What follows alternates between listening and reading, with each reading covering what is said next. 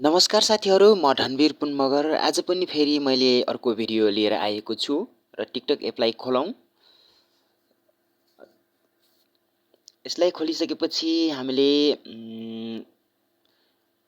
प्रोफाइलमा गएर स्क्रिनशट लिनु पर्ने हुन्छ एउटा। यसको चाहिँ स्क्रिनशट लिनु पर्ने हुन्छ एउटा।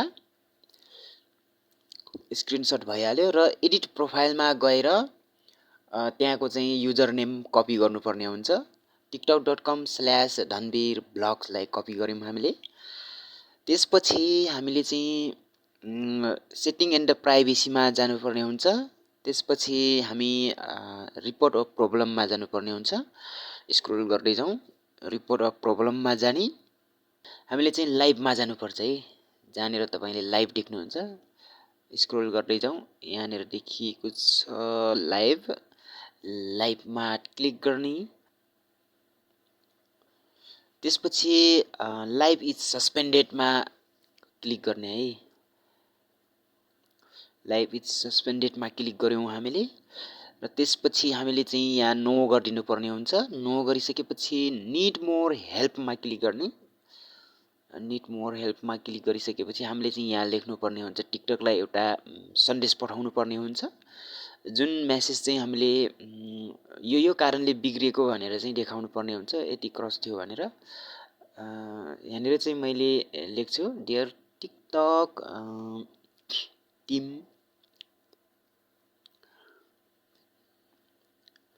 My account cross 2K।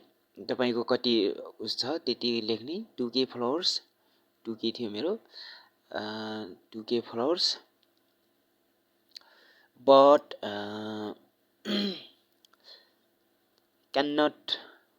can't go live because my TikTok live is suspend.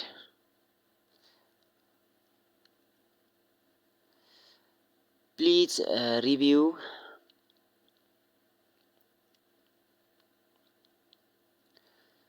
my profile quickly as well as soon possible. Thank you भनेर चाहिँ हामीले जुन पेस्ट गर्नुपर्ने हुन्छ कपी गरेको अगाडि, त्यसलाई पेस्ट गरिदिउँ। त्यसपछि हामीले चाहिँ यहाँनिर छान्नुपर्छ एउटा स्क्रिनशट लिएको फोटो छान्नुपर्ने हुन्छ। यसलाई हामीले सिलेक्ट गरौँ। यो चाहिँ मेरो टिकटक आइडीको स्क्रिनशट हो। यसैलाई सिलेक्ट गरेर अपलोड गर्नुपर्ने हुन्छ है। अपलोडिङ भइराखेको छ अहिले, अपलोड गर्ने पर्ने हुन्छ। त्यसपछि रिपोर्टमा क्लिक गरिदिने। रिपोर्टमा क्लिक गरिसकेपछि टिकटकले एउटा मेसेज पठाउँछ, एक्सेप्ट भइसक्यो भनेर, thank you for feedback, will contact you if more info is needed भनेर चाहिँ यहाँनिर रिप्लाई दिएको छ। त्यसपछि यति भइसकेपछि चाहिँ तपाईको टिकटक आइडी कुन तरिकाले बिग्रिएको छ, कुनै बेला चाहिँ टिकटकले रिस्टोर नगर्न पनि सक्छ, कुनै बेला गर्छ है। यहाँनिर यस्तो मेसेज आइसकेको छ है। यहाँनिर देख्न सक्नुहुन्छ, पहिला मैले पठाएको मेसेज चाहिँ यहाँनिर देखाएर त्यसको छेउमा चाहिँ रातो थोप्ला दिइसकेको छ, त्यसमा क्लिक गरौँ। त्यसमा हामीले क्लिक गरिसकेपछि चाहिँ यहाँनिर एउटा मेसेज खुल्छ, उसले फिडब्याक दिएको। यहाँनिर देखाएको छ कि माथिबाटै हेरौँ हामीले। मैले धेरै पटक एसएमएस गरेको थियो, प्लिज हेल्प मी भनेर, dear TikTok team I hope you accepted my reply report भनेर पठाएको थियो। उसले चाहिँ एक्सेप्ट गरेर हाई भनेर चाहिँ पठाएको छ है।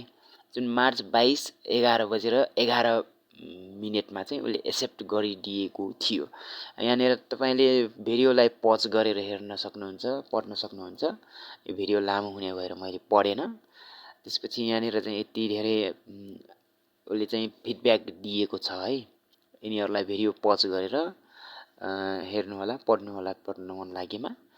यसरी चाहिँ आफ्नो सस्पेन्ड भइसकेको एकाउन्ट कुनै बेला कपिराइट लागेको छ भने यसरी 100% चाहिँ रिकभर हुन्छ है। तर कुनै बेला यस्तो तरिकाले बिग्रिएको छ भने तपाईको टिकटक आइडी रिकभर नहुन पनि सक्छ। यसरी चाहिँ हाम्रो टिकटक आइडीलाई सस्पेन्ड भइसकेको टिकटक लाई चाहिँ जुन लाइभ बस्न मिल्दैन त्यसलाई चाहिँ अनसस्पेन्ड बनाउनको लागि यसरी चाहिँ यो प्रोसेस चाल्नु होला। तपाईको एकाउन्ट रिस्टोर अलरेडी भइहाल्छ। Thank you.